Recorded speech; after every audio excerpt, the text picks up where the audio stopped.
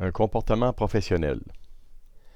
Le comportement professionnel d'un individu est essentiellement sa conduite ou sa façon d'agir lors de la réalisation des tâches dont il a la responsabilité. Le comportement permet aux autres personnes d'observer les indicateurs qui feront en sorte d'établir le sentiment que la tâche sera menée à bien.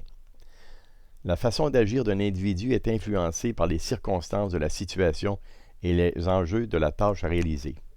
Les enjeux sont issus des attentes des bénéficiaires de ces pratiques et de la communauté, des buts de son organisation, des objectifs de ses supérieurs et de l'engagement envers ses collègues.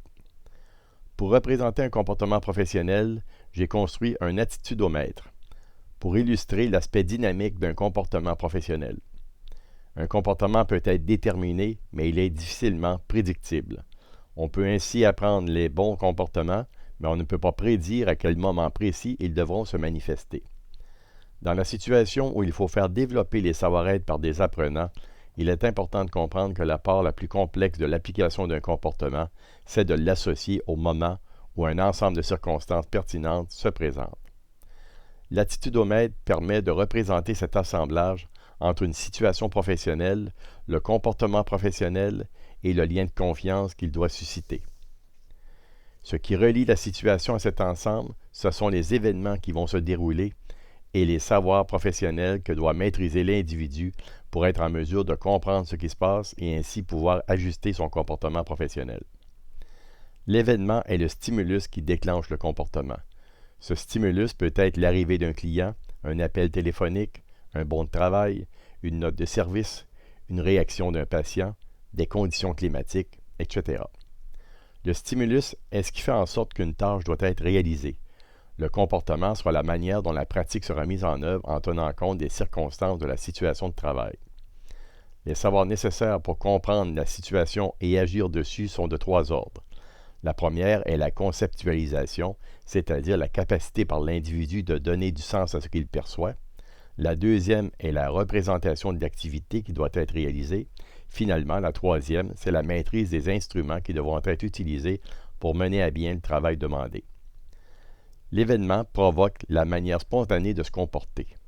Les savoirs professionnels, quant à eux, permettent d'être en mesure de percevoir, traiter, comprendre et prendre les décisions nécessaires au savoir-faire à réaliser.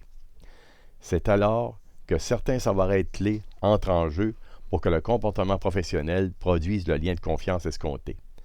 Ces savoir-être établissent le champ des attitudes à couvrir pour qu'un individu puisse être en mesure de manifester les bons comportements professionnels.